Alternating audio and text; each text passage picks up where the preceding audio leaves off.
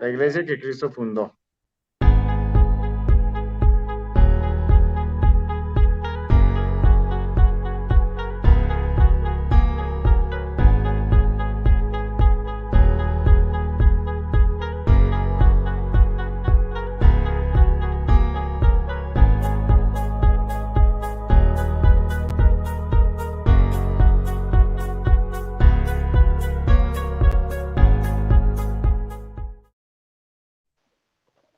Buenas noches, hermanos. Bienvenidos a su canal de Apologética de Emaús. Hoy con un interesante debate, la iglesia que Cristo fundó. Tenemos al hermano Cristian Izquierdo, es tu apellido, ¿verdad? Y Sí, Izquierdo. el sacerdote, el padre Carlos Mojica. Entonces vamos a pedirle a los debatientes que se presenten. Vamos a darles un minuto a cada uno para que se presenten y saluden. Empezamos con nuestro invitado, el hermano Cristian Izquierdo. Adelante, tu minuto de presentación.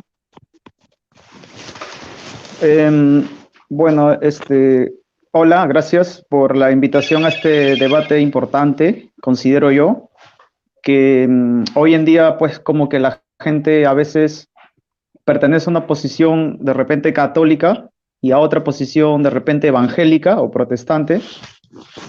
Y como que llegamos a un punto donde nos preguntamos, ¿no? Si donde realmente estamos parados, está fundamentado cierto, ¿no? Entonces yo considero que estos debates son importantes. Mi nombre es Cristian Izquierdo, soy evangélico, bautista, y congrego una iglesia llamada New Life acá en Perú, Lima, Perú. Y bueno, gracias por la invitación a este debate, a este diálogo. Esperemos que la gente pueda conocer un poquito más de su propia historia y trasfondo, ¿no? Y en base a eso saquen sus propias conclusiones. Gracias. Muchísimas gracias, Cristian, por tu presentación. Y vamos a escuchar al padre Carlos Mojica, que se presente. Adelante, padre, tu saludo. Muy bien, buenas noches, José. Gracias por moderar este debate y también buenas noches a Cristian. Bienvenido también a este canal Apologética Emaús. Mi nombre es Carlos Antonio Mujica Gualdrón. Yo soy sacerdote de la Iglesia Católica, válidamente ordenado para la diócesis de Málaga, Soatá, en Colombia. Soy párroco de un pueblo que se llama Macaravita, Santander. Mi objetivo en este momento es demostrar que la iglesia que Cristo fundó es la Iglesia Católica y pues esperamos que esto dé los mayores frutos, que cada día vayamos aprendiendo más, fortaleciéndonos, que cada día vayamos alimentando pues nuestro espíritu con esta enseñanza. Y un saludo muy especial para todos, tanto católicos como no católicos, y pues en este momento tiene pues permiso para retransmitir en el canal de Salvador Barragán, en el canal también de Rodrigo Calvo, si lo desean. Muchísimas gracias. Muchísimas gracias, padre, por tu presentación. Vamos a saludar a todos los que están integrando el chat a la transmisión en esta hora. Antonio Morales, Raúl Esquina, Reyes Martínez, dice María Sandoval, Raúl Cano, Houston, Claudio Mancilla, Manuel Solís, y a todos los que se vayan incorporando en la transmisión, muchas bendiciones, gracias por acompañarnos. El debate va a tener el siguiente formato. Van a ser 3 turnos de 10 minutos. Los primeros 10 minutos serán de exposición y los otros 2 tiempos serán de refutación.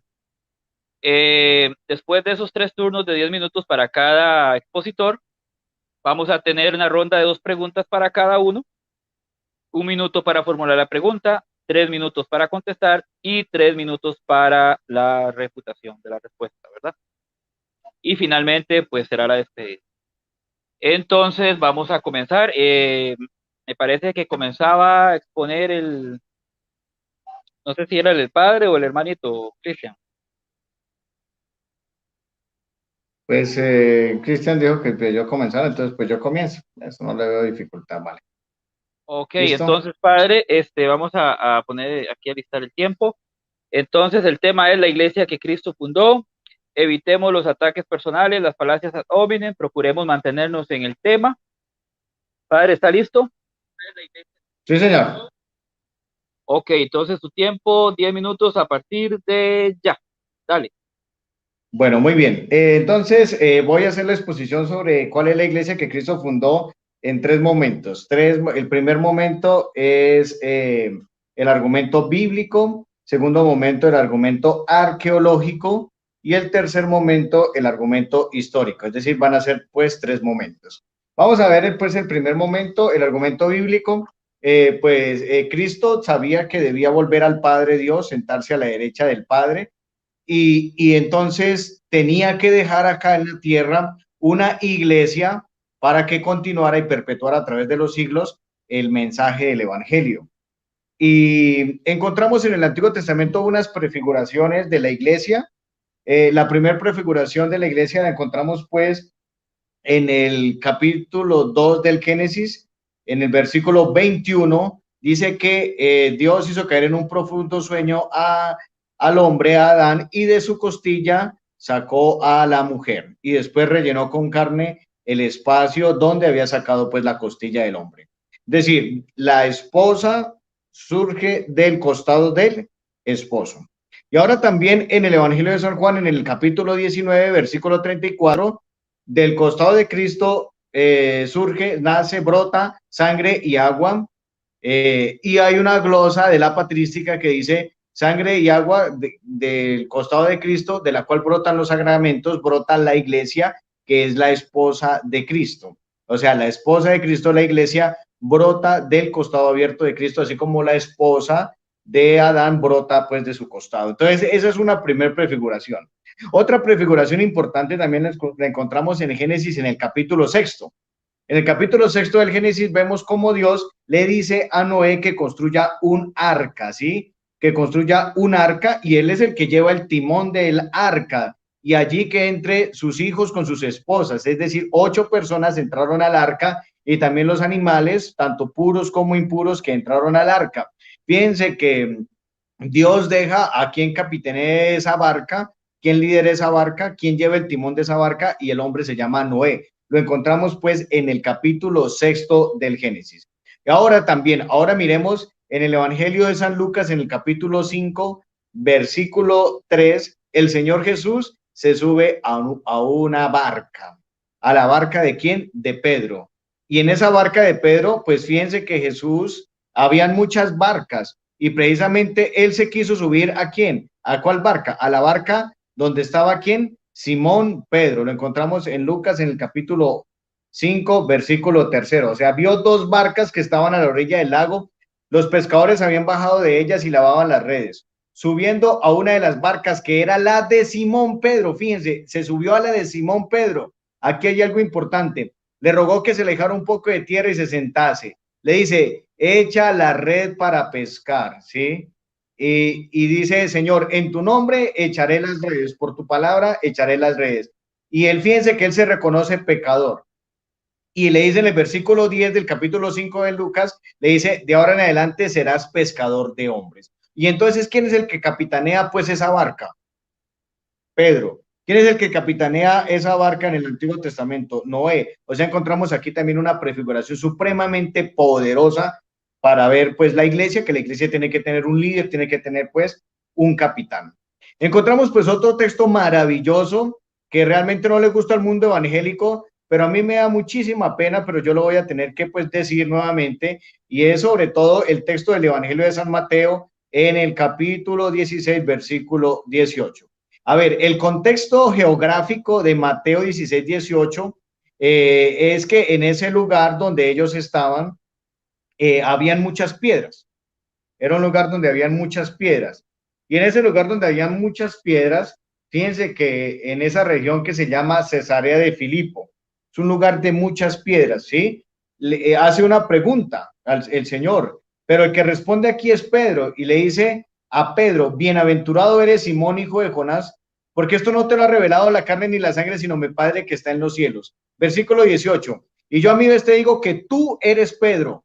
Recuerden que Pedro no se llamaba Pedro, antes se llamaba Simón. En el Evangelio de San Juan, en el capítulo 1, versículo 42, 44, le cambia el nombre. Él se llamaba Simón y le dice, ahora te llamarás Pedro, Cefas, que significa cabeza. Le dice, ahora a mi vez te digo, o sea, a mi vez te digo, suena como a una orden, suena como a un mandato, ¿sí? A mi vez te digo, tú eres Pedro, o sea, ¿por qué Jesús recalca, tú eres Pedro, tú eres, porque ese tú eres es algo ontológico, algo que va en su ser. El ser de Pedro es ser piedra. Y sobre esta piedra edificaré mi iglesia,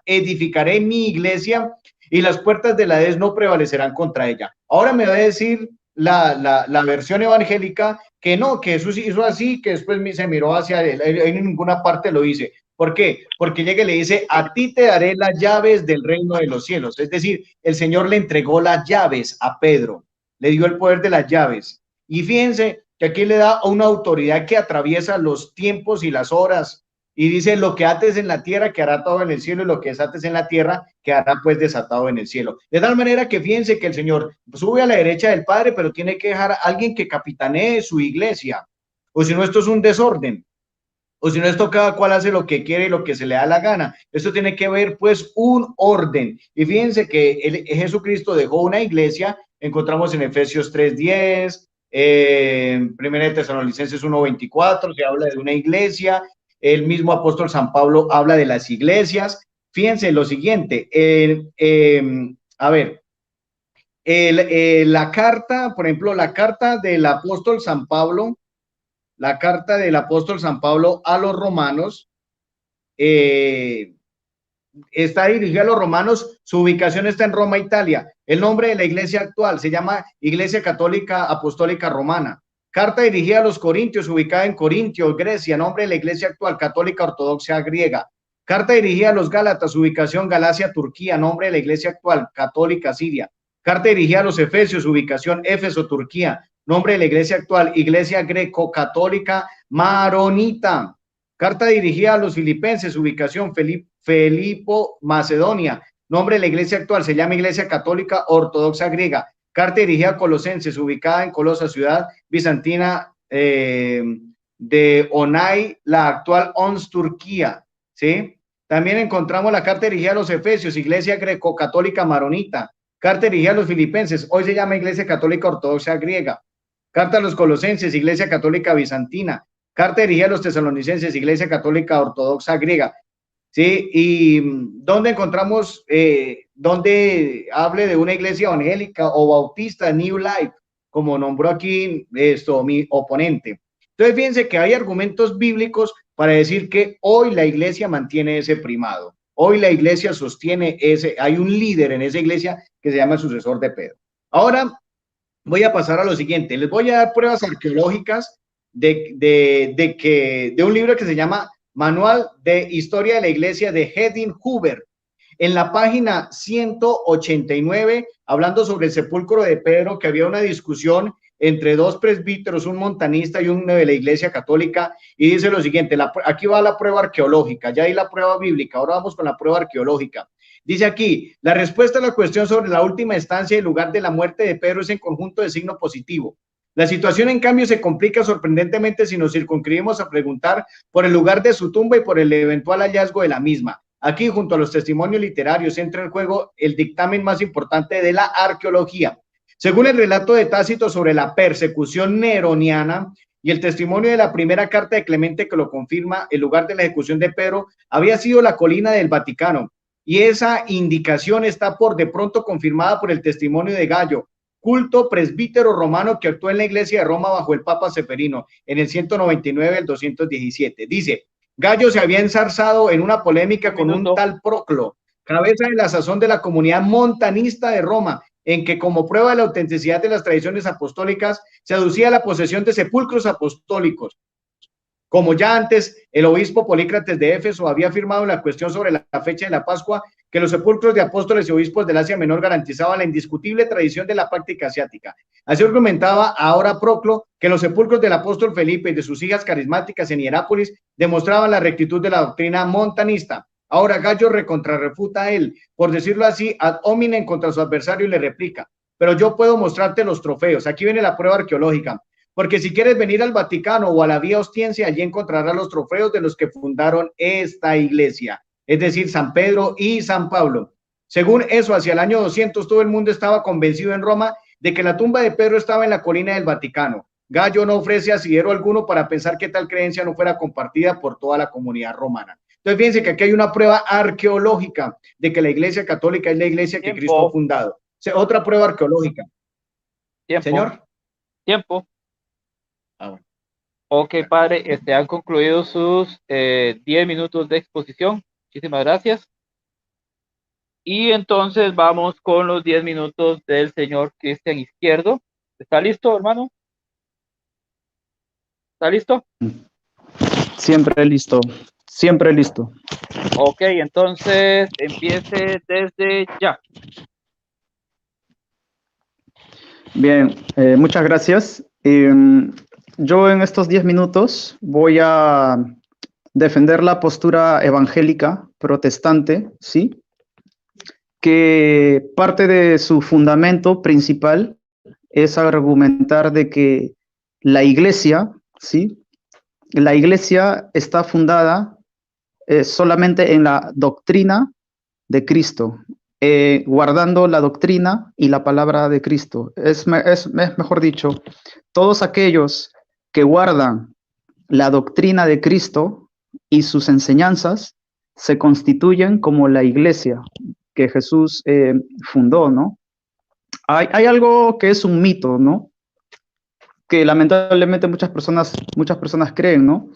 Dice, por ejemplo, que nosotros no aceptamos los liderazgos, de que, bueno, eso no es del todo cierto, porque la iglesia protestante evangélica sí cree en el liderazgo, sí cree en los ministerios. Es más, ¿no?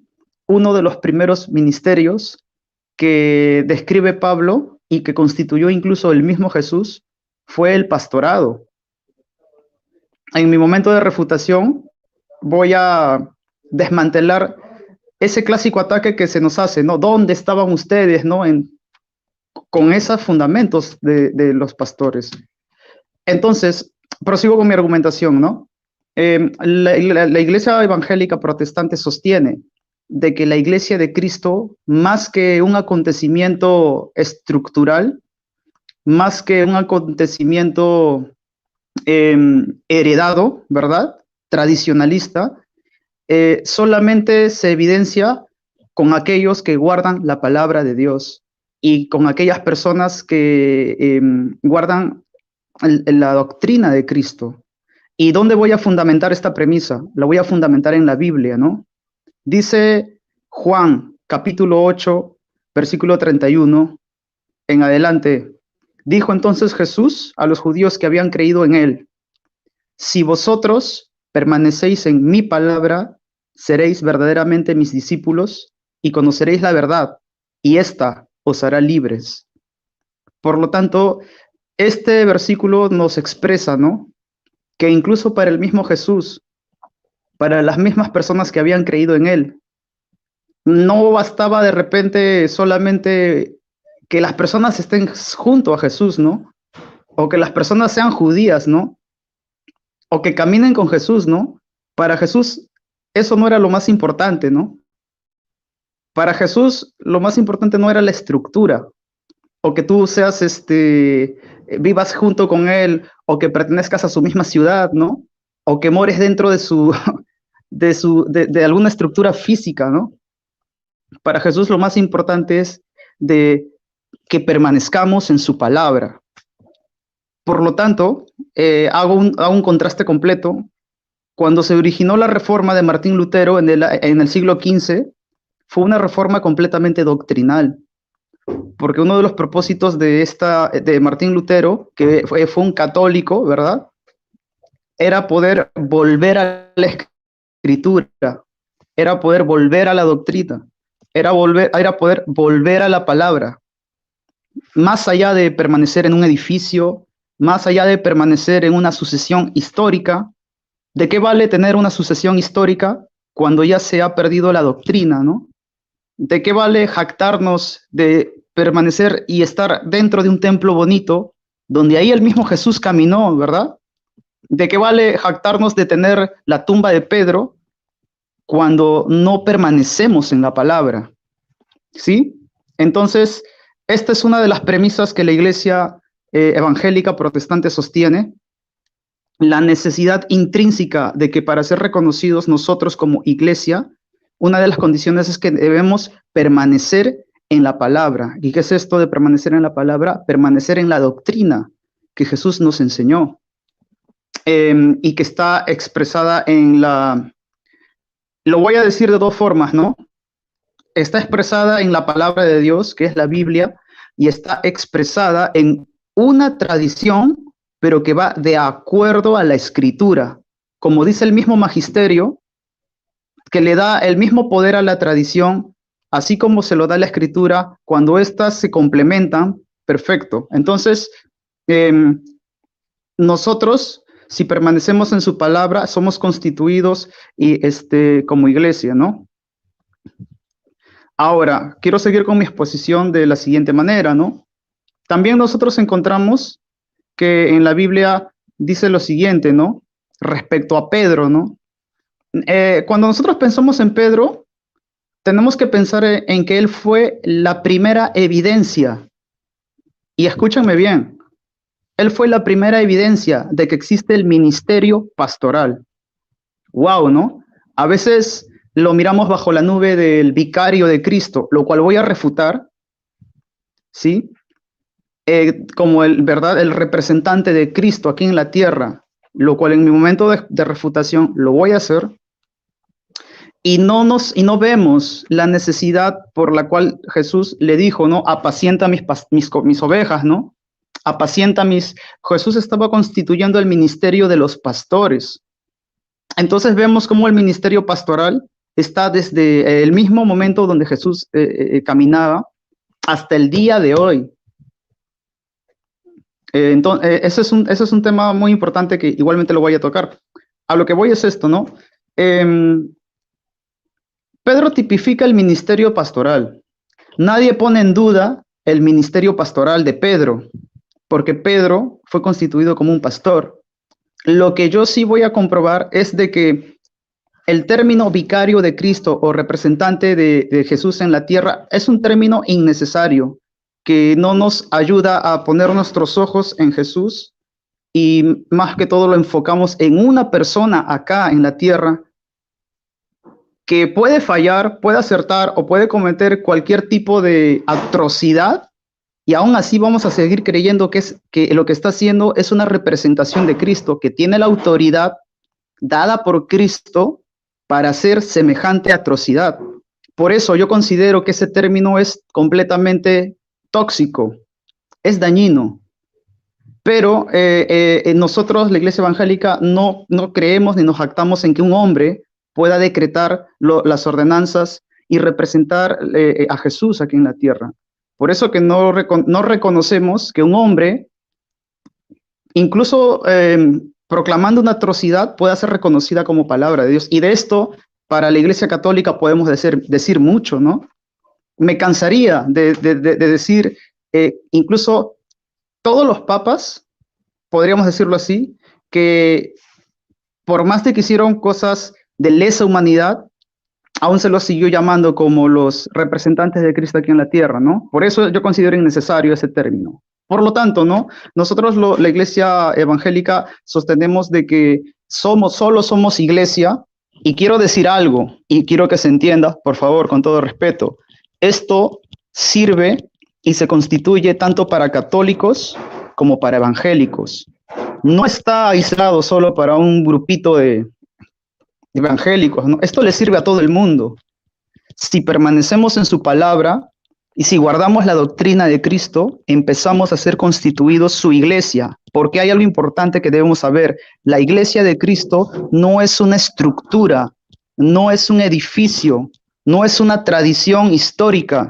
La iglesia de Cristo eres tú, soy yo, y son las personas cuando guardan la palabra de Dios. Esa es la iglesia de Cristo. En el momento que tú estás, avísame por favor, José, cuando me queda un minuto, te lo pido por favor. Un minuto te queda. Vale, gracias. Perfecto, gracias. En el momento que tú, querido amigo, empiezas a guardar la palabra de Dios, en el momento que tú, querido amigo, empiezas a tratar de permanecer en lo que realmente enseñó, eres considerado su iglesia, porque Jesús lo dijo: si permanecéis en mi palabra y guardáis mis mandamientos, seréis verdaderamente mis discípulos. Esto trasciende y vence cualquier edificio. ¿De qué vale estar en un edificio y jactarnos de decir que Jesús caminó por ahí cuando no guardamos su palabra? Por lo tanto, qué importante es permanecer en la doctrina de Cristo, y esta es la posición evangélica: la escritura, la palabra y la doctrina. Permaneciendo en ella, somos la iglesia de Cristo. Y sí creemos en el ministerio y en el liderazgo de los pastores, porque está escrito que Pedro representó este ministerio pastoral. Tiempo, gracias. Tiempo, hermanito, tiempo.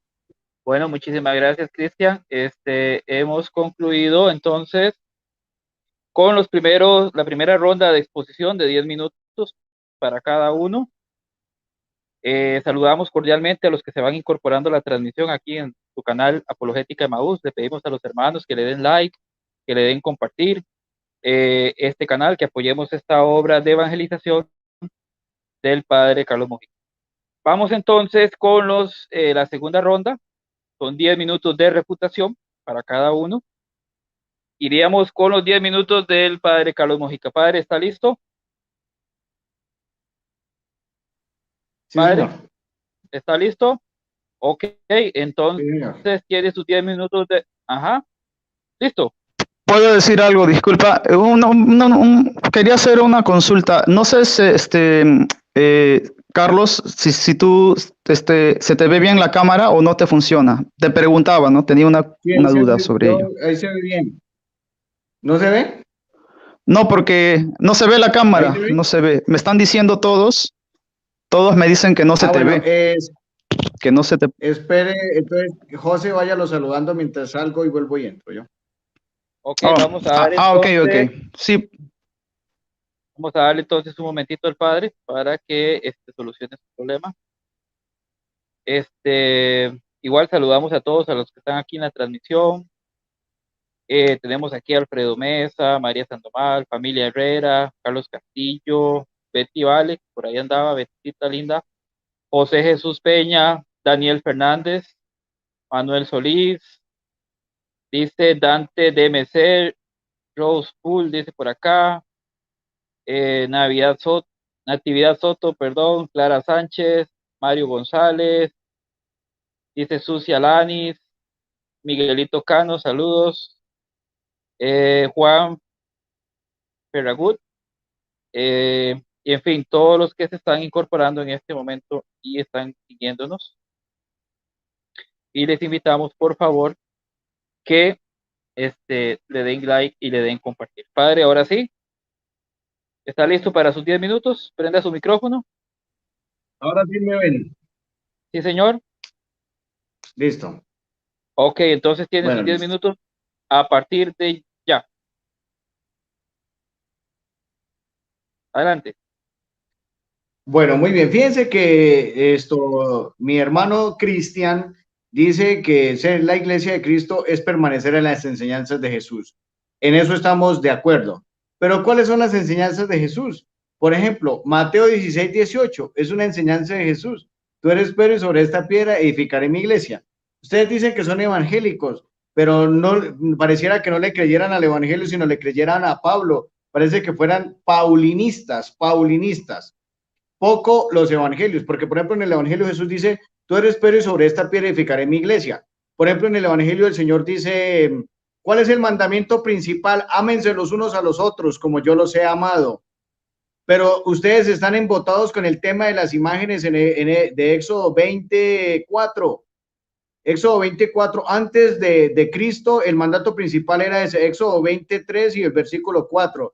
Pero si no le creen a Jesús, porque a Jesús le preguntaron en Marcos 12:28, maestro, ¿cuál es el mandamiento principal? El saduceo estaba esperando que Jesús le dijera, no te hagas dioses.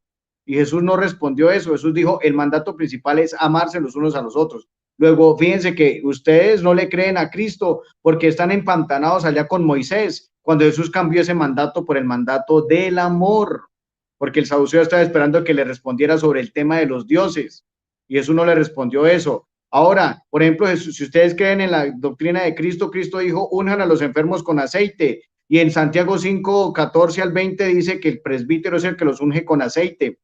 Por ejemplo, el bautismo.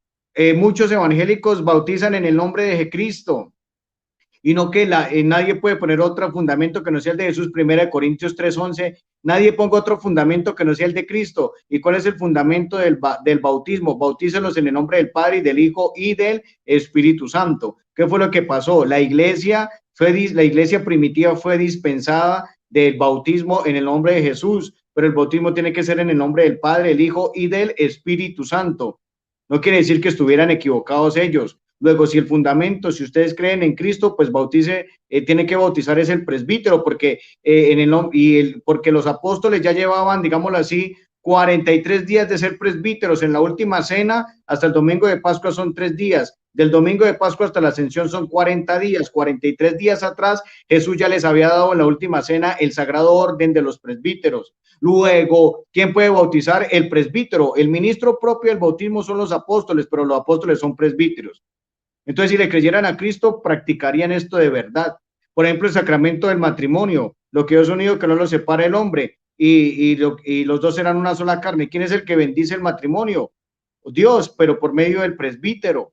Si le creyeran a Cristo, por ejemplo, imagínense, el ángel llega y le dice a María, que Jaritomene, llena eres de gracia, el Señor está contigo, bendita tú eres entre las mujeres. Ustedes tendrían en un puesto predilecto después de Cristo a la Virgen María, si le creyeran. Jesús en el Evangelio de San Juan 19:27 dice que el discípulo la recibió en su casa. Ahora, usted me dice que Pedro era solamente pastor, pero le tengo una mala noticia. Si usted lee 1 de Pedro 5:1, dice Pedro que él es presbítero. Les escribo a ustedes, presbíteros como yo, testigo de los sufrimientos de Cristo. O sea que Pedro es presbítero, ¿verdad? También en segunda de Corintios 5:18, Pablo dice que son ministros de la reconciliación. Ministros, dice que son ministros. Ahora yo sé que usted me va a sacar ahora Hechos 20:28, me parece, cuando llega y dice pastorear al pueblo de Dios, pero ahí le estaba diciendo Pablo a los presbíteros, llamó desde Mileto a los presbíteros de Éfeso, y es a los presbíteros los que les dice que pastoreen, ¿verdad? Entonces, aquí, si realmente ustedes le creyeran a la doctrina de Cristo, esos lo vivirían totalmente. Ahora, ¿qué es lo que pasa? Si usted dice que ser la iglesia de Cristo es algo intimista, porque es de cada cual, ¿cierto? Pues estamos muy equivocados, porque Pablo mismo los refuta. Pablo lo refuta a usted, mi querido Cristian, porque Pablo, alguien lo condujo. ¿Quién lo condujo? Ananías. Pablo lo condujo, ¿quién? Ananías. Y Pablo lo leemos en Gálatas, mire lo que dice Gálatas 1:18, ¿cierto? Dice, luego de allí a 3 años subí a Jerusalén para conocer a Cefas y permanecí 15 días en su compañía. Lo dice el mismo apóstol San Pablo, permanecí 15 días en su compañía, ¿verdad? También leyendo, por ejemplo, Gálatas 2:9 y más adelante dice, la gracia que se me ha sido concedida cuando Pedro, Santiago y Juan me tendieron la mano y nos enviaron. O sea, fíjense que aquí hay un reconocimiento de un líder que se llama Pedro. Ese reconocimiento lo hay, ¿verdad? Entonces, el tema sobre el vicario de Cristo, ¿qué significa la palabra vicario de Cristo? El que hace las veces de. Yo, por ejemplo, fui vicario de la Catedral de Málaga. ¿Qué significa vicario? El que reemplaza al párroco. Eso significa vicario, pero para ser vicario tiene que tener una autoridad dada por Cristo, y la autoridad se la dio Jesús a Pedro en Lucas 5, Lucas 5:3 al 10, le dice, los haré llegar a ser pescadores de hombres. O sea, él les da una autoridad, y Pedro es el jefe porque le dice, tú eres Pedro y sobre esta piedra edificaré mi iglesia, a ti te daré las llaves. O sea, que las llaves es para entrar y salir. Es que le dice, te daré las llaves del reino de los cielos. Pedro en el momento pues era un poco superficial, y Jesús ahí le dijo unas cosas que son muy fuertes, pero después de la resurrección el Señor le dice, Pedro, apacienta mis corderos, y después diferencia entre corderos y ovejas, le dice, apacienta mis ovejas y apacienta mis ovejas. Lo encontramos en el Evangelio de San Juan en el capítulo 21 desde el versículo 14.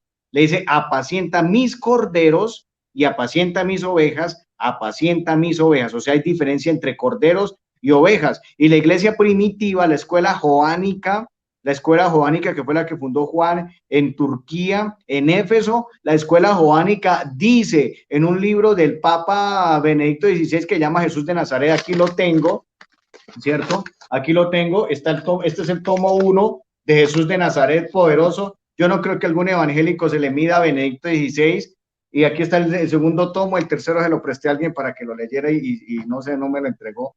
Pero aquí dice el mismo Joseph Ratzinger, que tiene 8 doctorados. Él mismo lo dice, el Papa Emérito Benedicto XVI dice que la escuela joánica dice que los corderos son los ministros ordenados y las ovejas son los fieles laicos. Eso lo dice la escuela joánica que fundó el mismo Juan en la escuela de Turquía, y lo dice el mismo Joseph Ratzinger en todo este libro.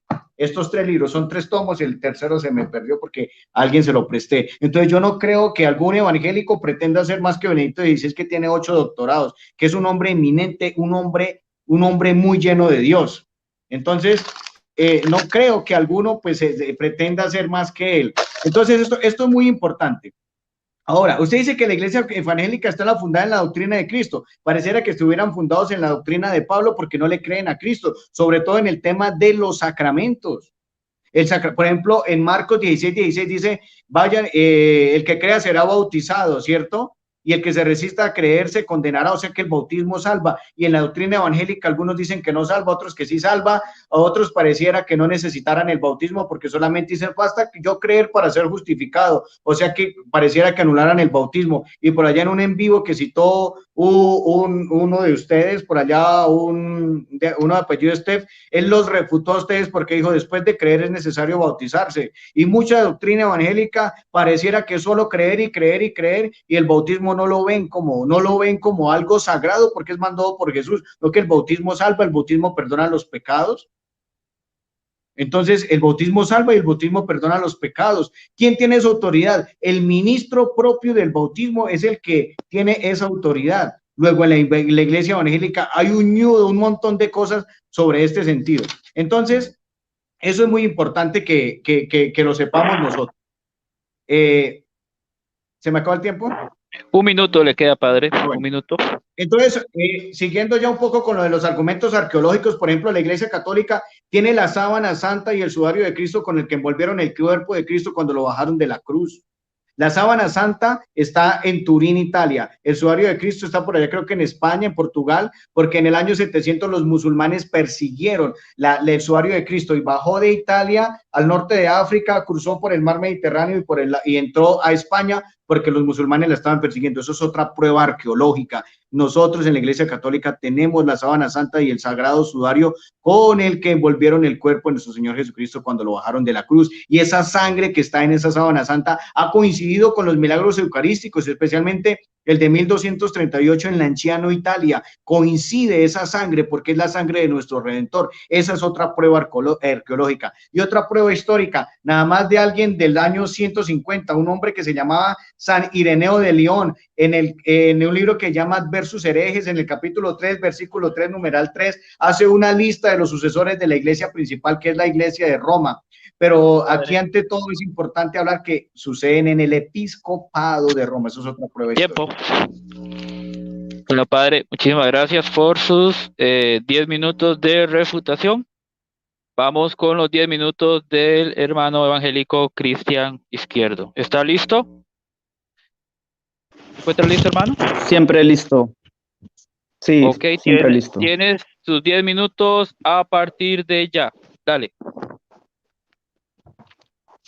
Perfecto. En primer lugar, la Iglesia Reformada sí hacemos el bautismo. Es un mito mal transmitido de que los evangélicos no bautizan, ¿no? No, eso es un mito. La Iglesia Reformada, la Iglesia Evangélica, sí tenemos el bautizo constituido. La única diferencia, y con esto voy a refutar a mi estimado y querido Carlos Mojica, es que nosotros no creemos que el bautizo por sí solo te salve. ¿Y cuál es mi evidencia? Decirte lo siguiente, que cuando el ladrón que estuvo al costado de la cruz creyó en Jesús en ese momento, Jesús le dijo, de cierto te digo, tú estarás conmigo hoy en el paraíso. No necesitó del bautizo, porque Jesús estaba imponiendo que la fe es más importante que las obras. Pero las obras, y quiero que me escuches bien, Carlos, porque aquí hay una gran equivocación. Las obras son un resultado y son una evidencia intrínseca de aquella persona que está creyendo en Jesús. Por lo tanto, las obras tienen que ser un resultado de esa fe. Obviamente que como el ladrón estaba a punto de morir, no tuvo tiempo de vivir para expresar esas obras, ¿no? Obviamente se hubiera luego bautizado, hubiera seguido a los discípulos y toda la cuestión, ¿no? Pero vemos cómo la fe se antepone a las obras y cómo las obras son un resultado de la fe. Apréndete esa regla bastante, por favor, Carlos, porque mucha equivocación se comete respecto a ese hecho. Luego, si celebramos también la Eucaristía, celebramos el partimiento del pan y el partimiento del vino. Eso es otro mito que se dice, los evangélicos no celebran el pan y el vino, ¿no? Lo hacemos, solo que para nosotros Jesús no tiene la necesidad de sacrificarse otra vez, porque dice la palabra que Él entró una vez y para siempre y se ofreció como sacrificio vivo. Yo quisiera que en base a eso se pueda refutar el propósito del por qué se come el pan y por qué se come el vino, ¿sí? Yo particularmente, y esto es algo personal, ¿no? Yo cada vez que celebro la Eucaristía, es un nombre nomás, ¿no? No satanicemos ese nombre y pido de repente a mis hermanos evangélicos que no satanicen el nombre Eucaristía, ya que es solo un nombre de comer el pan y comer el vino. Yo personalmente sí creo que es un acto muy importante y que de alguna manera si nosotros los evangélicos decimos que en la adoración, cuando tocamos, está la presencia de Dios, yo puedo también decir lo mismo, que incluso teniendo ese momento de comer el pan y el comer el vino, puede estar la presencia de Dios también ahí en ese momento. No hay ninguna contradicción en ello, así que pediría a la comunidad evangélica fundamentar ese tema. Pero eso es otro tema muy aparte, y lo que quiero decir es que sí lo celebramos. Sí, ahora, hay algo importante, ¿no? No es el lugar, no es las cosas, no es si conservamos la túnica de Jesús lo que nos hace iglesia, no es si hallamos la cama donde dormía Jesús y lo guardamos en un depósito para decir que por lo tanto nosotros somos la iglesia verdadera porque pertenecemos a la ciudad que Jesús transitaba, ¿no? Hemos coleccionado sus túnicas, mira, hemos coleccionado sus sandalias, te estoy poniendo ejemplos. No es el lugar, Carlos. Dice la Biblia en Juan 4:23, mas la hora viene y ahora es cuando los verdaderos adoradores adorarán al Padre en espíritu y en verdad, porque también el Padre tales adoradores busca que le adoren. Esta fue la respuesta que Jesús le dijo a la mujer samaritana cuando la mujer samaritana se jactaba. Escúchame bien, Carlos. Y esto va para todos mis queridos amigos católicos. Cuando la mujer samaritana se jactaba de que era en Samaria donde se tenía que adorar al Padre, porque en Samaria estaba constituido tal templo donde se hacía una adoración exclusiva para Dios, mas no en Jerusalén. Entonces, ese cuestionamiento tenía la mujer samaritana y le decía a la mujer samaritana a Jesús, ¿dónde se tiene que hacer el culto a Dios? ¿Dónde se tiene que adorar al Padre?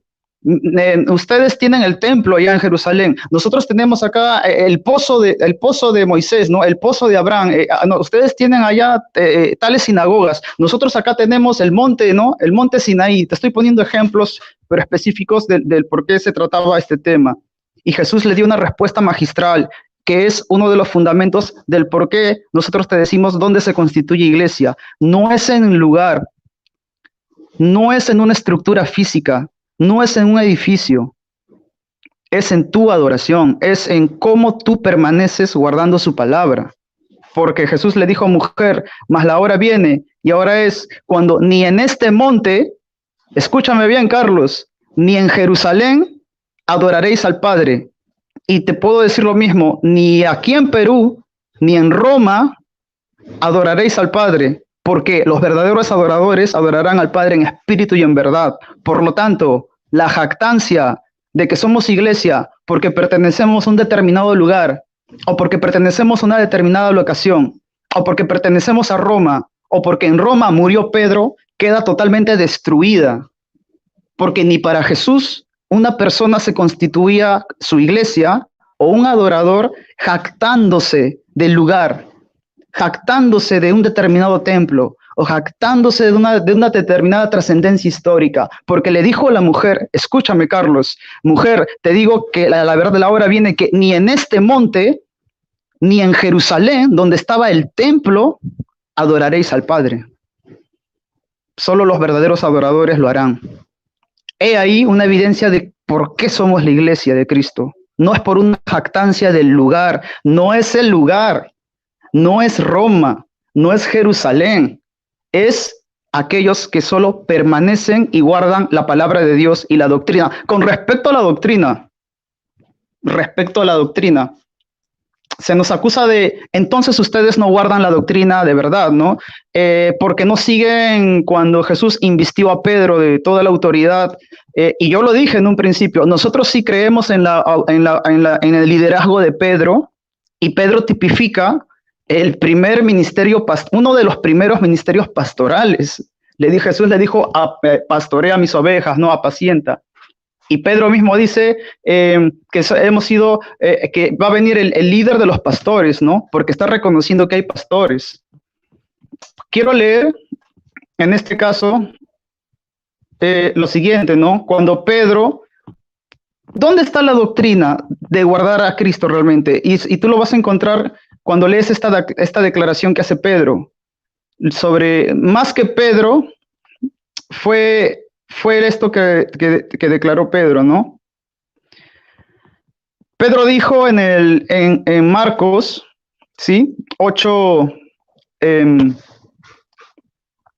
16, comenzando, ¿no? Este es el contexto de ese versículo que agarró mi estimado Carlos para decir que en ese momento Jesús le dijo a Pedro que tú serás la roca, ¿no? No, nosotros los cristianos creemos que Jesús es la roca. Y te lo voy a demostrar, voy a tratar de demostrarlo en este debate, aparte de todo lo que vamos a hablar, ¿no? Para probar que en nosotros sí buscamos, y eso no significa de que tenemos que cerrarle la posibilidad a que todos los cristianos, y hablo de católicos y de todos los demás ortodoxos, lo que quieran, también comiencen a hacerlo, o que se centren en hacerlo. No es una jactancia competitiva, más bien es un llamado a hacerlo, ¿sí? Entonces prosigo con el tema nuevamente.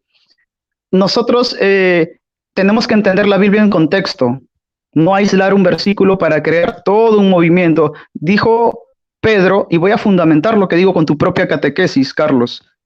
Dijo Pedro, no, avísame por favor, José, ¿cuánto me quedaría? Respondiendo Simón Pedro, gracias. Respondiendo Simón Pedro dijo, tú eres el Cristo, el Hijo del Dios viviente. Esta fue la declaración que hizo Pedro, la confesión que le fue revelada. Entonces respondió Jesús, bienaventurado eres Simón, hijo de Jonás, porque no te lo reveló carne ni sangre, sino mi Padre que está en los cielos. Y es ahí donde Jesús le dijo, yo también te digo que tú eres Pedro, y sobre esta roca edificaré mi iglesia.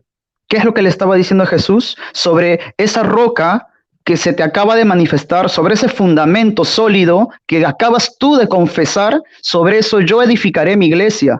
Lo que le estaba diciendo Jesús a Pedro es que eso que tú acabas de decir, eso que tú acabas de confesar, sobre eso yo voy a edificar mi iglesia. Y esta no es una interpretación protestante evangélica, querido Carlos. Dice en tu propia catequesis lo mismo, y te lo voy a citar para que veas que el sustento. La Iglesia Católica, sí, cree que en Mateo se enseña que Pedro es la roca sobre la cual Cristo edificará su iglesia. El catecismo dice, la Iglesia Católica además afirma, sobre la roca de esta fe confesada por Pedro, Cristo ha construido su iglesia. Te lo repito lo que dice el catecismo nuevamente. El catecismo católico dice lo siguiente, querido Carlos, sobre la roca de esta fe confesada por Pedro, Cristo ha edificado su iglesia. Gracias. Bueno. Muchísimas gracias a Cristian por sus 10 minutos de refutación. Saludamos cordialmente a todos los que se están incorporando a la transmisión. Les invitamos a dar like al canal, like a la transmisión, a compartir este enlace, su canal Apologética Emaús. Y entonces vamos con la tercera ronda de 10 minutos de refutación. Nuevamente, le tocaría de nuevo al sacerdote, al padre Carlos Mojica. Padre, ¿se encuentra listo? Sí, señor. Ok, entonces tiene sus 10 minutos a partir de ahora. Bueno, muy bien. Fíjense que Cristian, escúcheme bien, Cristian, mi querido amigo, usted lo único que hizo fue refutarme las pruebas arqueológicas, las pruebas arqueológicas. Ahora, por ejemplo, si usted lee Éxodo 13:19, por ejemplo, Moisés traía los huesos de José. Ahora, según lo que usted me acaba de decir, entonces José se está jactando de que es el jefe, de que es el líder. Moisés traía los huesos de José. Eso es una prueba arqueológica del liderazgo de Moisés, aparte de muchas otras más, ¿verdad? Entonces usted lo que hizo fue solamente refutarme las pruebas arqueológicas. No me ha refutado lo del costado de Cristo, no me ha refutado lo de los sacramentos, lo del bautismo, no me ha refutado lo de la unción de los enfermos, no me ha refutado sobre el matrimonio, no me ha refutado sobre el orden sacerdotal de Lucas 22:19. Usted no me ha refutado ninguna parte de los argumentos bíblicos que yo he dado, solamente me ha refutado los argumentos arqueológicos, que ahora usted mire, los mismos ateos que analizaron la sábana santa de Turín, certificaron realmente que son de Cristo Jesús, y muchos de ellos se convirtieron, aún diciendo, oiga, los católicos no saben lo que tienen. Es una prueba arqueológica, mi querido amigo. Cuando usted vaya a Roma, en las catacumbas de San Calixto, hay pruebas arqueológicas de la presencia de Pedro en Roma. Hay pruebas arqueológicas de que en las catacumbas, en el fondo, los primeros cristianos celebraban la Eucaristía. Por eso en la mesa del altar hay dos velas. Cuando el preside iba a dar la comunión, el acólito cogía una vela del altar y se iba detrás del obispo o del presbítero a dar la comunión. Eso es una prueba arqueológica. Ahora refúteme lo del costado de Cristo, el costado de Adán. Refúteme lo del arca cuando se subió Jesús a la barca de Pedro. Fue a la de Pedro, ¿cierto? Refúteme lo que llegue y le dice Jesús a Pedro, a ti te daré las llaves del reino de los cielos. Entonces, ahora vamos a refutarle punto por punto lo que ha hecho mi querido amigo, porque realmente no me ha dado pruebas de que la iglesia donde él va, que se llama Iglesia Evangélica Bautista New Life, no, por ahí no he encontrado ningún autor de ellos por allá en los primeros siglos. No sé si de pronto tenga la debajo de la manga, pero pues no lo creo mucho. Entonces, escúcheme, Cristian, tendrá que también hablarme de esos autores, porque esto no es un desorden, ¿cierto? Ahora, dicen ustedes, sé que dice que es reformado. Bueno, yo no lo sabía. Qué bueno que lo diga, porque hay muchos evangélicos que en los debates les da pena decir de lo que son. Lo felicito a usted, pues valiente decir nosotros los reformados. O sea, dice realmente a qué iglesia pertenece.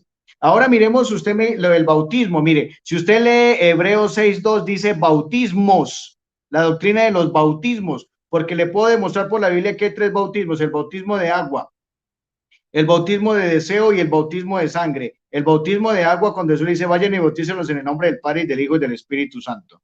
El bautismo de sangre, Apocalipsis 7:14. Ahí vienen los que limpiaron sus vestiduras con la sangre del cordero, porque el catecumenado en la iglesia primitiva duraba de 2 a 3 años para el bautismo. Luego algunos no alcanzaban a ser bautizados y por las persecuciones morían antes del bautismo. Ese es el bautismo de deseo. Y el bautismo es el bautismo de sangre, y el bautismo de deseo es porque no se alcanzaba a bautizar a la persona por las diversas circunstancias. Luego la confesión de fe de la persona es clara, sirve para el bautismo de deseo. Entonces, ¿dónde está la confesión de fe? En el bautismo de deseo el ladrón confesó a Cristo. En el bautismo de sangre la confesión de fe está en los mártires que confiesan delante del emperador romano, que mató a los cristianos católicos, y nosotros en la liturgia recordamos desde el 1 de enero hasta el 31 de diciembre, en cada una de las épocas del año recordamos a los mártires con nombres propios. Entonces lo invito a que se lea Hebreos 6:2, que ahí dice la doctrina de los bautismos, porque está en plural, ¿verdad? Ahora tocó el tema de la fe y sobre el tema de la fe y las obras. Entonces, si yo creo que por la sola fe, entonces yo no me atrevo ni a prender la estufa. Prender la estufa es una obra, comer es una obra. O sea, yo supongo que solo basta tener fe y aquí me quedo y entonces voy a aguantar hambre porque no puedo hacer obras. O sea, fíjense que hasta en eso sencillo se refuta ese tema. Después se puede mirar el tema sobre la fe y las obras, ¿verdad? Ahora, usted dice que no se necesita un templo. Mire, usted lo refuta el profeta Isaías en el capítulo 56, versículo 7. Mi templo, mi casa es lugar de oración. ¿Y por qué nosotros creemos en el templo como lugar de oración? Porque allá está el Santísimo Sacramento. Porque tristemente usted no le cree a Jesús, porque Jesús dijo en Juan 6:53, el que come mi carne y bebe mi sangre tiene vida eterna y yo lo resucitaré en el último día. Mi carne es verdadera comida y mi sangre verdadera bebida.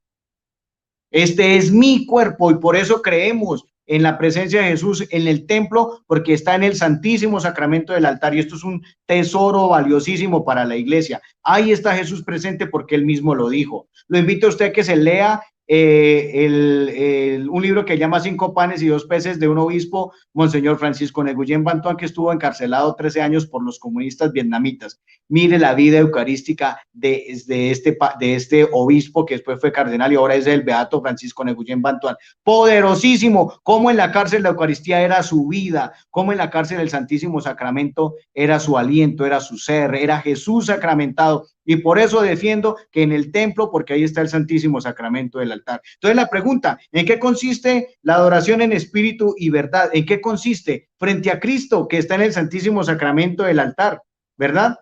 Ahora, sobre el tema de Pedro y que Jesús es la roca, si usted lee, por ejemplo, en el griego original, Pedro le dicen Petros. ¿Qué es Petros? Una piedra que yo no arriesgo a mover.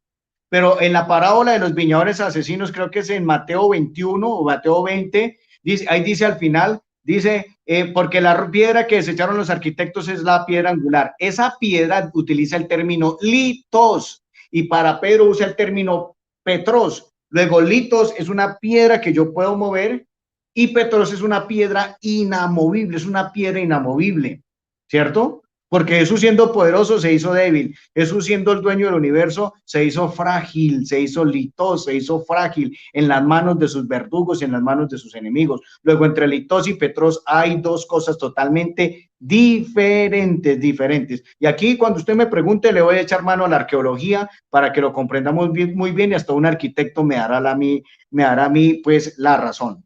Entonces es muy importante que pues sepamos esto muy claramente porque encontramos, yo veo en usted, y me disculpa con todo respeto, Cristian, yo veo un relativismo cristiano ahí, o sea, un relativismo de los misterios del Señor en todo lo que usted ha manifestado, ha dicho y todo lo demás, ¿verdad?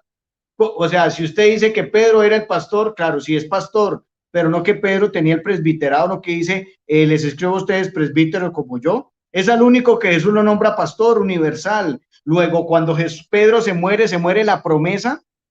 Si usted dice que fue solamente Pedro, ¿se me acabó el tiempo? Ah, perdón, le escuché. Entonces, muy bien. Entonces, si usted llega y dice de que no hay sucesores de Pedro, usted está queriendo decir que Mateo 16, 18 y 19 se acabó cuando murió Pedro. Se acabó. O sea, es una revelación cerrada. ¡Pum! El Señor cerró la puerta y le 3 candados y quedó ahí. No, que es una promesa y los cielo y tierra pasarán, mis palabras no pasarán, dice el Señor en Mateo 24. Cielo y tierra pasarán, mis palabras no pasarán. Luego le dice a Pedro, y el poder del infierno no la derrotará, está en futuro.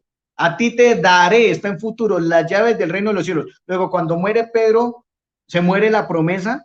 Si usted dice que se muere la promesa, no está creyendo en el poder de nuestro Señor Jesucristo. Luego, por eso vienen los sucesores de San Pedro, que es otra prueba histórica, hasta el Papa Francisco, quien es quien hoy tiene las llaves de Pedro. Él es el que tiene hoy las llaves. Como sucesor, creo que número 266, número 267 de San Pedro. Entonces, yo le mostré a usted pruebas bíblicas, el costado de Cristo. Le mostré pruebas bíblicas, los sacramentos. Le mostré pruebas bíblicas que incluso Pablo necesitó de Ananías para ser conducido. Le mostré pruebas arqueológicas y pruebas históricas. Entonces yo le pido por favor que usted me refute los argumentos bíblicos, porque solamente me ha refutado los argumentos arqueológicos. Listo. Te queda un minuto, padre. Te queda un minuto. ¿Me queda un minuto? Bueno, muy bien. Entonces, ahora, ustedes dicen que bautizan, pero no que el ministro del bautismo son los apóstoles y entonces si ustedes bautizan tendrían que tener sangre de los apóstoles por una ordenación. Luego no la tiene, su pastor bautista no la tiene, su pastor reformado no tiene el sacerdocio de Cristo porque tiene que haber una sucesión ininterrumpida hasta devolvernos a nuestro Señor Jesucristo y no la tienen. Luego dice que celebran la Eucaristía, eso puede ser hasta un delicta graviola, ¿cierto? Porque primero no son ministros, Segundo, hay una pantomima sobre el pan y el vino, y eso es un delicta graviola, ¿verdad? Y entonces, en Hebreos 13:10 dice, nadie tiene derecho a comer del altar los que participan en las fiestas de las tiendas. Hay un hecho de comer del altar, y fíjense cómo se contradicen los evangélicos. Tiempo. Ustedes dicen que Ahora sí. comer y otros dicen que eso es simbólico. Tiempo. Muchas gracias.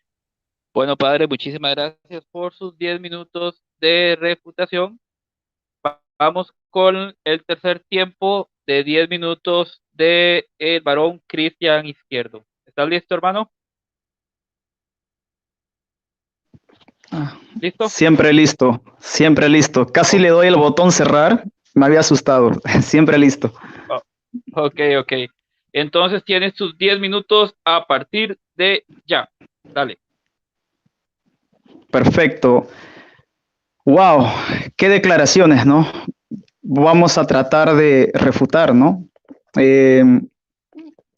Dijo nuestro querido amigo Carlos Mojica, cuando muere Pedro, no se muere la promesa, ¿no? Porque hay una sucesión de hombres donde la promesa se mantiene. Wow, yo quiero recordarte, querido Carlos, que para nosotros la promesa es Cristo.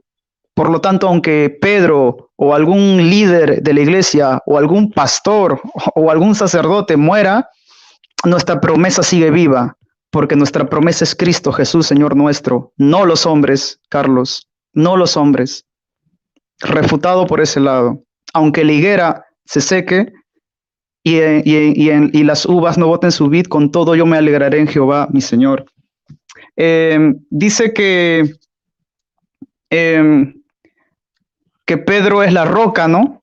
Y que por lo tanto tiene que haber una sucesión de rocas donde la iglesia se funde, porque la promesa no puede ni un día dejar de continuar. ¿Qué declaraciones, no, Carlos? Vamos a ver cómo el mismo Pedro te puede refutar. Dice en Pedro, capítulo 1, versículo 2, dice lo siguiente, Pedro, ¿no? Y Pedro le dice a la iglesia, acercándose a él, piedra viva. ¿Quién dice esto? Pedro, la supuesta roca. Vamos a ver cómo Pedro se quita la investidura. Yo creo que este versículo, cuando Pedro lo escribió, fue inspirado totalmente por el Espíritu, porque sabía lo que iba a pasar. Tanta distorsión sobre él. Entonces mira lo que escribe Pedro en el Espíritu, ¿no? Creo que este versículo es para estos tiempos, para realmente fundamentarnos en la verdadera roca, ¿no? Que no es Pedro, sino que la roca es Cristo. Dice Pedro, acercándonos a él, piedra viva, habla de Jesús, no de él. Desechada ciertamente por los hombres, mas para Dios escogida y preciosa. Vosotros, le habla a la iglesia también, como piedras vivas, o sea, un momento. Pasa. Perdón. Disculpen. Perfecto. Entonces Pedro continúa, ¿no? Vosotros también, como piedras vivas, miren cómo esta declaración de piedras se lo hace también a la gente. O sea, él se despoja de toda singularidad patrística, ¿no? Y cómo le habla a la iglesia, vosotros también como piedras vivas, sed edificados como casa espiritual y sacerdocio santo. Nosotros los protestantes no negamos el sacerdocio, solo que le damos un correcto propósito, un correcto uso, o buscamos hacerlo, porque hay que ser sinceros, ¿no? Hoy en día, mucho de la comunidad evangélica también está muy distorsionada porque se aleja de la doctrina. Y en este caso, yo quiero ser un poco neutral, ¿no? Yo no vine acá a tratar de condenar a nadie, sino tratar de poner los fundamentos para que tanto protestantes como católicos puedan buscar la doctrina. El ecumenismo no hace eso. El ecumenismo busca unirse igualmente sin buscar ninguna doctrina. Así que por ahí los que van a oír dicen, oh, el cristiano ecuménico. Yo no soy ecuménico. Yo busco que las personas busquen la doctrina, que es justamente lo que está hablando Pedro. Prosigo con lo que dice Pedro en base a la doctrina, ¿no? Y Pedro dice, para ofrecer sacrificios espirituales aceptables a Dios por medio de Jesucristo. Y dice, por lo cual también contiene la Escritura. Esto lo escribe el propio Pedro, la supuesta roca. se despoja de toda esa singularidad y sigue escribiendo Pedro, por lo cual también contiene la escritura: he aquí, pongo en Sión la principal piedra del ángulo, escogida, preciosa, el que creyere en él no será avergonzado. Palabras escritas por Pedro en Primera de Pedro, capítulo 2, versículo del 6 al 8, y dice el 8, y piedra de tropiezo y roca que hace caer, porque tropiezan en la palabra, siendo desobedientes, a los cuales también fueron destinados. Por lo tanto, el mismo Pedro se despoja de ese término de que él sea la piedra viva, de que el término de que él sea la roca, porque él mismo, de su puño y de su letra, lo está escribiendo. Por lo tanto, te vuelvo a repetir, querido Carlos, un momento, por favor. Ok. Hemos parado el cronómetro un momentito. ¿Seguimos? Sí, seguimos.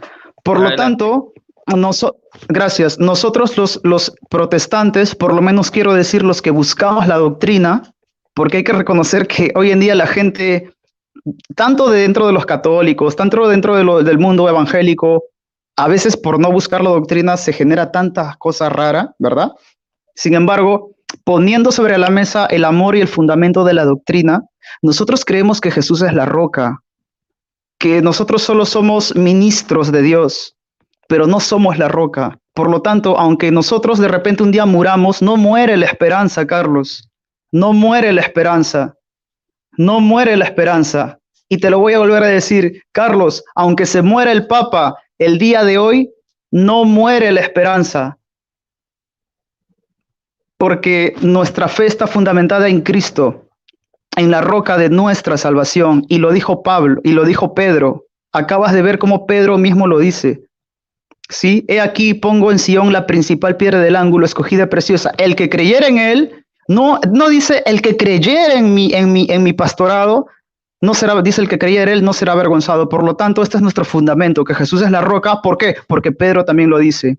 Lo otro, tocante a la confesión de Pedro, tu misma catequesis católica dice que está fundamentada sobre la confesión de Pedro, que la roca es la confesión de Pedro. ¿Qué confesión? Que Jesús era el Cristo. Tu misma catequesis lo dice, perdón, tu mismo catecismo lo dice.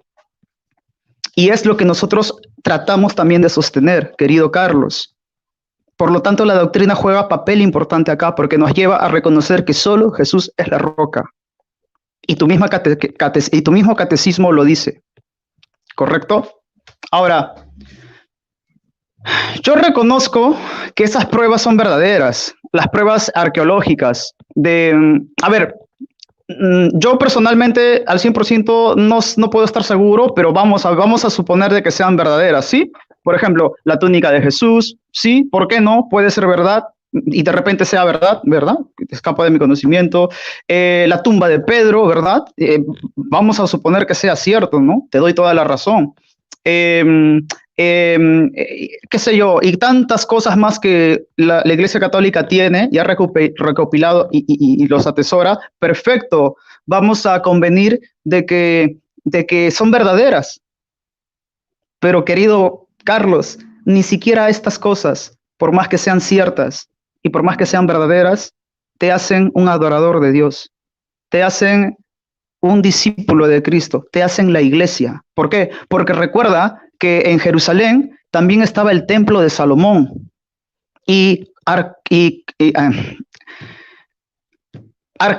arqueológicamente, digámoslo así, era una estructura y un evento histórico fidedigno, verdadero.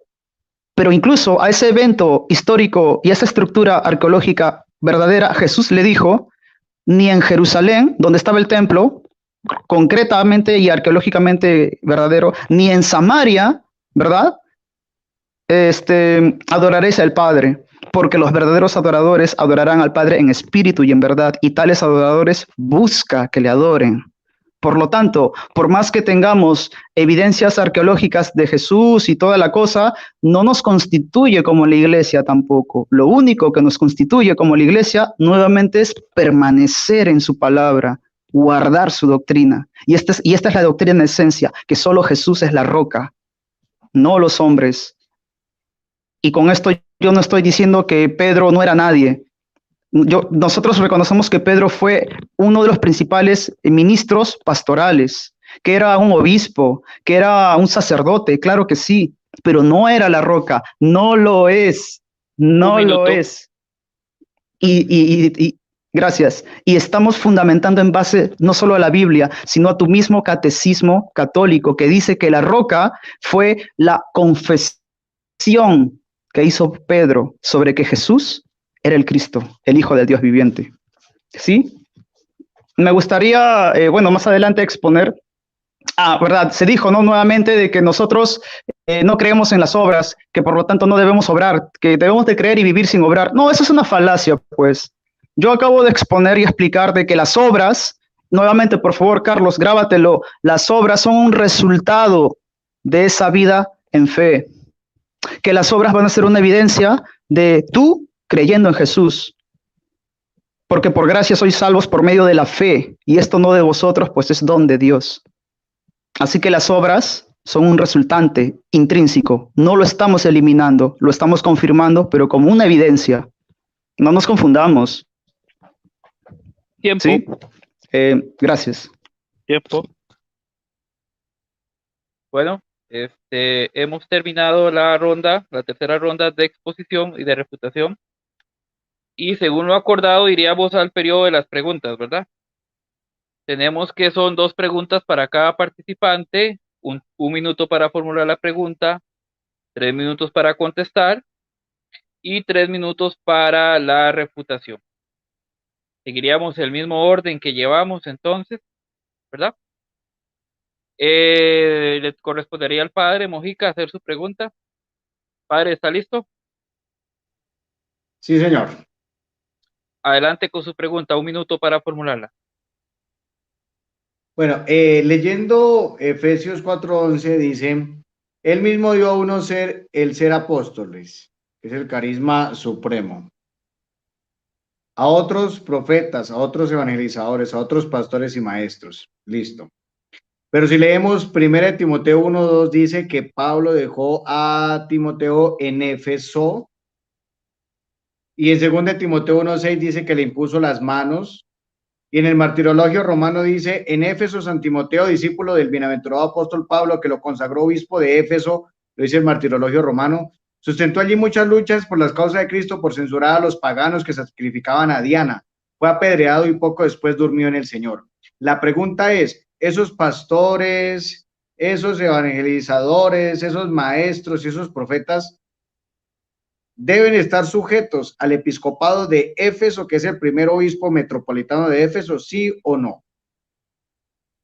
Cristian, ¿entendió la pregunta? ¿Te queda Sí, claro? por supuesto. Sí, claro. Entonces tienes 3 minutos para responder a partir de este momento. Dale. Ya, gracias, ¿no?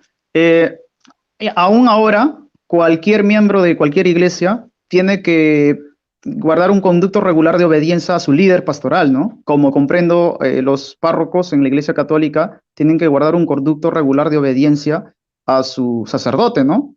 Yo creo que es todo lo normal hacerlo. Si no lo hacemos, vamos a vivir un cristianismo totalmente desordenado, ¿verdad?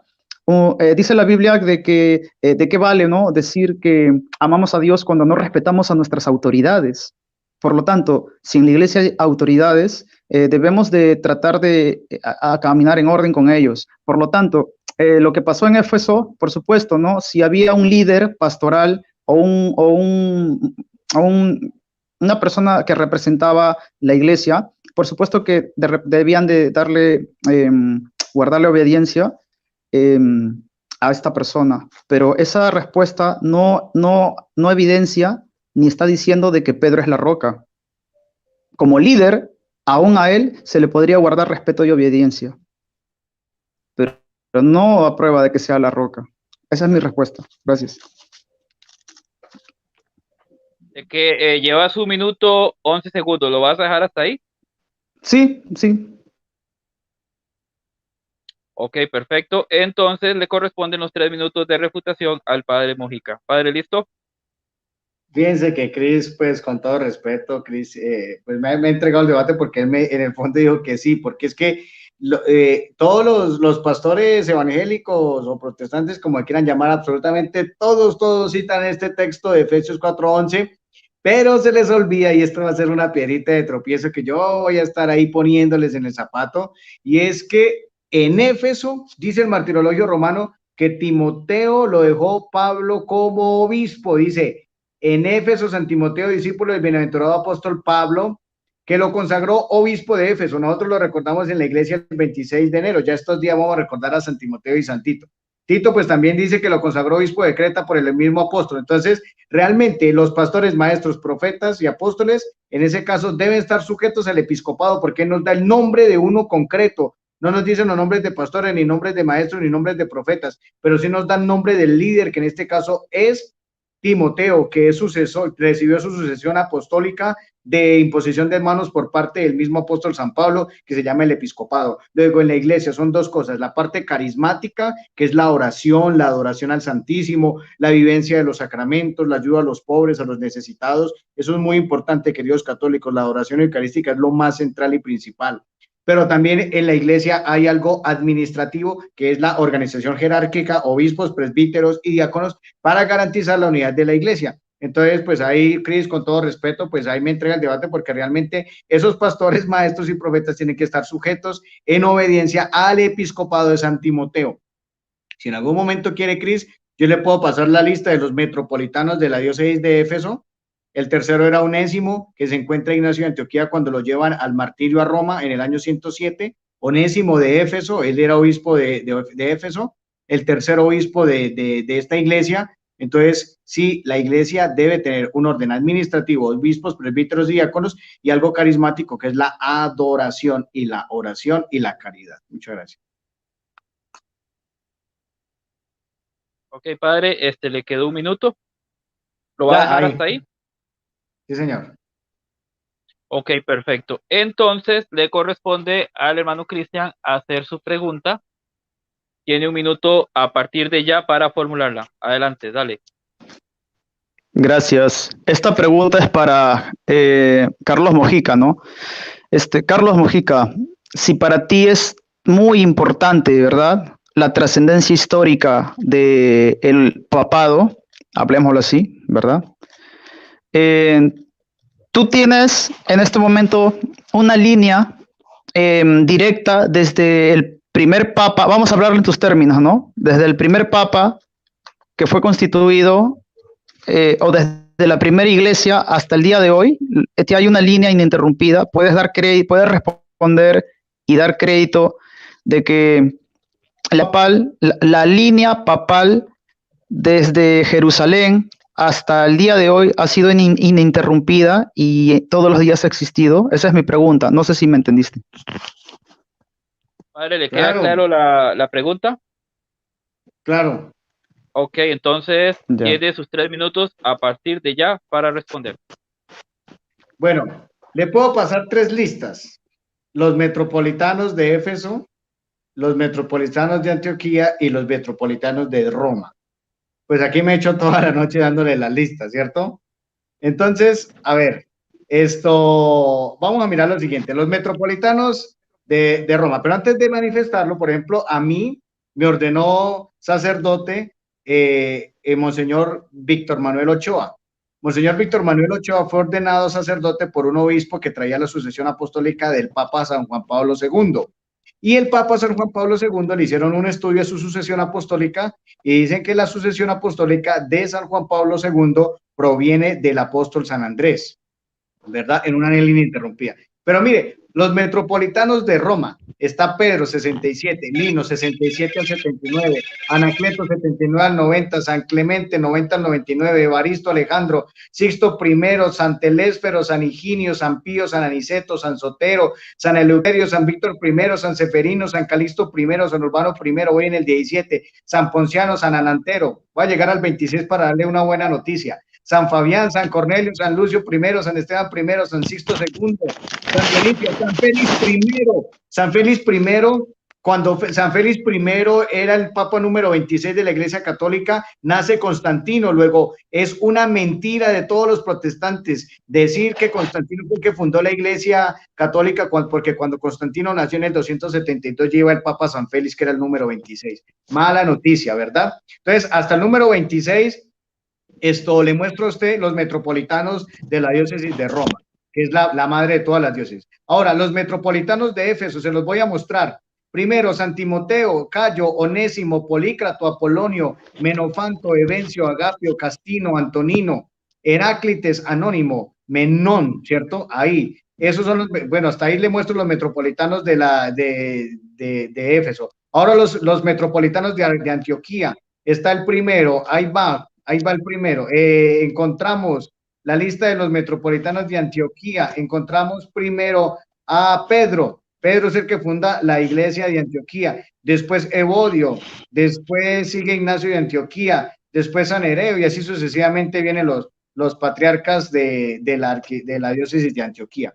Entonces, pues yo pienso que pues ahí están los profesores, una línea ininterrumpida. No sé si eso era lo que usted quería escuchar. He dicho.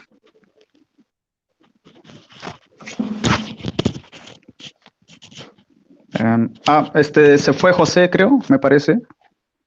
Se le fue. No fue. Está, ¿no? Listo, Cris. Entonces. ¿Continúo mi parte de contra refutación o lo esperamos? ¿Tú qué opinas? ¿Lo esperamos un minuto? ¿Está bien? Sí, me parece correcto. Ahí viene. Ya. Listo. José, terminé ya la respuesta. Sigue ahora la pido disculpas, se me cayó un momentito aquí el internet, ¿verdad? Dices que ya terminaste la respuesta, te quedaban 30 segundos cuando me salí. ¿Lo dejan ahí? Ya. Sí, ya sigue Cristian con la contrarrespuesta.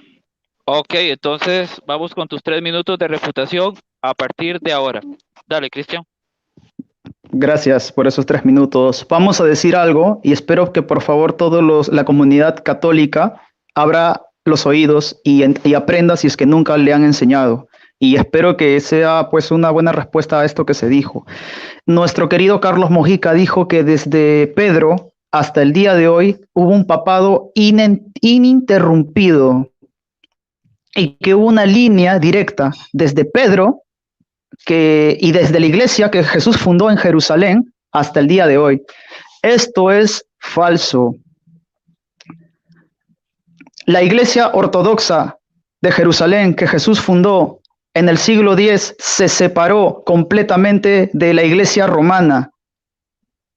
Por lo tanto, la sucesión papal ya no estaba en ese momento en manos de Roma, cuando hablamos de una sucesión directa, sino que estaba en manos de la iglesia de Jerusalén que Jesús había fundado. Si es que vamos a hablar por ese lado, yo voy a hablar de la estructura de ese lado.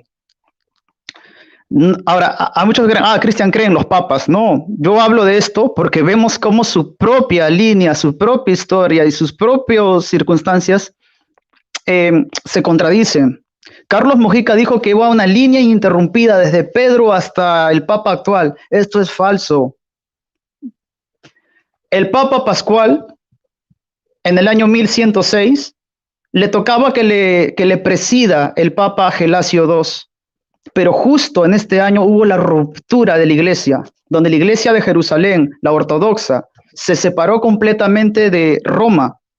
Y el papa Saba, que era el papa ortodoxo de la iglesia ortodoxa, se separó. Entonces en el año 1106 hubo 2 papados. Carlos, en el año 1106 hubo 2 líneas papales, una en la iglesia ortodoxa y otra en Roma. ¿Dónde está tu línea directa desde Roma hasta el día de hoy? Cuando en el año 1106 hubo 2 líneas papales. ¿Y sabes algo, Carlos? A la que supuestamente nosotros deberíamos más de ser condescendientes es la que viene directamente de Jerusalén, no a la romana. Por lo tanto, tú ves cómo desde el año 1106 se considera al Papa Seba que le preside el Pan Juan VIII, pero esta línea papal tú no lo vas a encontrar en la romana. Esto lo encuentras solo en la iglesia ortodoxa. Por lo tanto, eso de que hubo una línea ininterrumpida de papas queda totalmente refutado porque no hay una línea ininterrumpida papal desde la iglesia de Jerusalén hasta el día de hoy. Se interrumpió, se separó y se dividió en el año 1106, en el siglo X. Luego, gracias. Ok, bueno, esa fue entonces los 3 minutos de refutación de Cristian. Entonces vamos con la segunda pregunta del padre Carlos Mojica. Tiene 1 minuto para plantearla. Padre, ¿está listo? Padre, prenda su micrófono. Sí. ¿Listo? Bueno, tiene 1 minuto a partir de ahora. Bueno, ya que usted me empezó a hablar de los ortodoxos, pues yo le voy a hacer una pregunta sobre eso y yo creo que usted debe tener la respuesta, o si no, la embarramos feo. Le tengo una mala noticia. Cuando sucedió el cisma, era el Papa San León, Papa León. Y en Grecia estaba el obispo Miguel Celulario. Entonces, Miguel Celulario se separó de la Iglesia Católica y fue ahí donde empezaron los ortodoxos, que nosotros no son ortodoxos católicos. Eso comenzó con Miguel Celulario. ¿Usted me puede decir 2 principales razones por las cuales Miguel Celulario se separó de la Iglesia? 2 razones. Y yo las he dicho en los debates. 2 razones por las cuales Miguel Celulario se separó de la Iglesia y fue autosuficiente y se dejó llevar por su soberbia. Eran 2 cosas que él creía y profesaba y que eran un peligro. ¿Usted me puede decir cuáles son esas 2 cosas que él profesaba, ya que usted me citó a papas de esa época? Esa es mi pregunta. Cristian, ¿te queda clara la pregunta? Sí, me queda clara. Ok, tienes tus 3 minutos para responder a partir de este momento. Adelante. Gracias. Mi respuesta es esta, ¿no? Que sinceramente no conozco las declaraciones que hizo Miguel Celulario, ¿verdad? No las conozco, así que no te podría decir de repente las razones que él tuvo para separarse.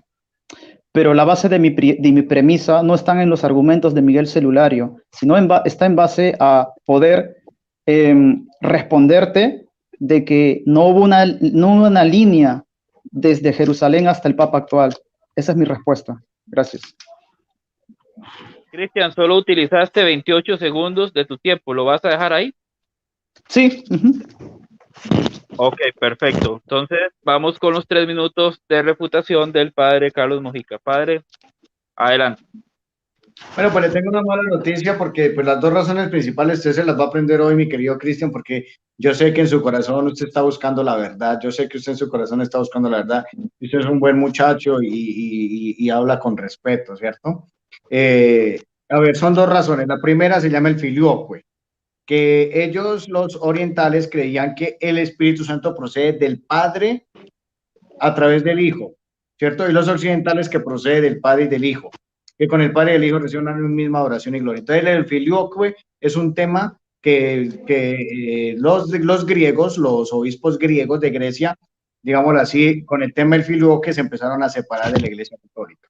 Los obispos eran obispos de la Iglesia Católica porque Miguel Celulario era un obispo de la Iglesia Católica. Esa es la primera razón, el filioque. Y la segunda razón era porque Miguel Celulario empezó a decir y a predicar que apenas terminaba la misa, se acababa la presencia real de Cristo en la Eucaristía y ellos llegaron a botar el cuerpo y la sangre de Jesús. Por ahí lo votaban, eso es un sacrilegio. Y el Papa lo corrigió, el Papa le dijo, cambie eso, aléjese de esa doctrina, el Papa León IX, aléjese de esa doctrina. Y Miguel Celulario no le hizo caso al Papa y esa es otra razón gravísima de parte de Miguel Celulario, que empezó a creer, a decir que apenas terminaba la misa no había presencia real. Y así hacen los ortodoxos hoy en día. Luego los ortodoxos son hijos rebeldes de la Iglesia Católica. Ellos se excomulgaron entre ellos. Miguel Celulario excomulgó al Papa León IX, León IX excomulgó al Papa Miguel Celulario, al obispo Miguel Celulario. Creo que por ahí en 1960, algo así, hubo una reunión entre los ortodoxos y la Iglesia Católica, entre el patriarca Atenágoras y el Papa Pablo VI, y no estoy mal, y como que sanaron esas excomuniones y están en el camino pues de la unidad, que eso va a hacer temblar a los evangélicos. Pero los ortodoxos saben muy bien que ellos son unos brazos rebeldes de la Iglesia Católica. Eso. Ok, perfecto, padre, le quedó un minuto, lo va a dejar hasta ahí. No, hasta ahí. Ok, perfecto. Entonces iríamos con la segunda y última pregunta de Cristian. ¿Tienes un minuto para plantearla? Adelante. Sí, Dale. bien. Bien. Gracias. Voy a plantear la pregunta. Querido Carlos, quiero por favor que me respondas esta pregunta, ¿no? Sí. ¿Desde cuándo fue utilizado el término vicario de Cristo? Por favor. Esa es la pregunta. Ok, padre, ¿tiene clara la pregunta? Sí, señor. Bueno, tiene sus 3 minutos para responder a partir de ahora. Bueno, el término vicario de Cristo, pues, está en el canon, en el Código de Derecho Canónico, en el canon 331, donde se le dice al Papa que el obispo de la Iglesia de Roma, sucesor de San Pedro, es la cabeza del Colegio de los Obispos, que es el vicario de Cristo y pastor de la Iglesia universal. Esto fue del Concilio Vaticano II, ¿cierto? El término vicario de Cristo. El término Papa, que es el otro término, ¿cierto? Que es el más principal, significa Petri Apostolici Potestatem Accipiens, que de Pedro apóstol la potestad recibe. Y los padres de la iglesia decían que es el primus inter pares, es el primero entre iguales. Luego, el término vicario de Cristo es propio de la teología del Concilio Vaticano II, sí, eso es algo que no es del Vaticano II, pero el término propio es Petri Apostolici Potestatem Accipiens, que son las iniciales de Papa. Esa es mi respuesta. Padre, ¿le quedaron 2 minutos? Lo dejé, Ya, lo voy a dejar hasta ahí. Perfecto. Entonces vamos con los 3 minutos de refutación de Cristian Izquierdo. Adelante. Gracias. Perfecto. Entonces, quedó en evidencia de que el término vicario de Cristo no procede de la iglesia histórica, sino que fue acuñada hace menos de 100 años. Por lo tanto, el término vicario de Cristo queda, no sé si se me escucha, yo me veo lento, ¿se me escucha bien? Disculpen. Sí se te escucha. Me interesa que la gente oiga mis argumentos, solo por eso lo digo. Ya, perfecto, gracias. Gracias. Por lo tanto, el término vicario de Cristo queda total y absolutamente refutado. Voy a dar un poco de historia. El Papa Inocencio X, el Papa Inocencio III, en el mismo siglo X, qué coincidencia que sea el siglo donde la Iglesia Ortodoxa se haya dividido, probando que no hay una línea directa e ininterrumpida del papado. Eso nunca se probó. Qué coincidencia que en el siglo III, el Papa Inocencio III, ¿sí?, haya aprobado lo que es la Virgentis Incendum, ¿sí?, donde constituyó que los crímenes de herejía se constituyen como crímenes de lesa majestad en el Imperio Romano, y solo a los crímenes de lesa majestad se les podía culpar de muerte. Esto lo instauró el Papa Inocencio III, pero antes de hacer eso, de que a los herejes se los pueda matar, antes de hacer eso, él sustituyó el término vicario de Pedro, porque hasta el año 1199, nunca se usó en la iglesia católica ni ortodoxa, que se dividió de la católica ni de la católica, el término vicario de Cristo. Esto lo instauró el Papa Inocencio III, llamándose vicario de Cristo, cuando normalmente a todos los papas se los llamaba vicarios de Pedro, a lo que nosotros los protestantes solo entendemos que Pedro representa el ministerio pastoral, no la roca, no el vicario de Cristo, y esto lo afirma lo que hizo Inocencio III, sustituyendo ese nombre de vicario de Pedro por vicario de Cristo. Y nuestro querido Carlos Mojica nos dio la razón.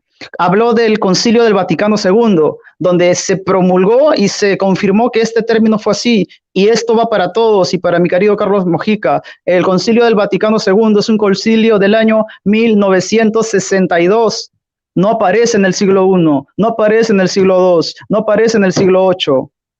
Por lo tanto, el término vicario de Cristo queda totalmente refutado de la historia, de los principios originarios del cristianismo y de la dogmatización de los primeros cristianos.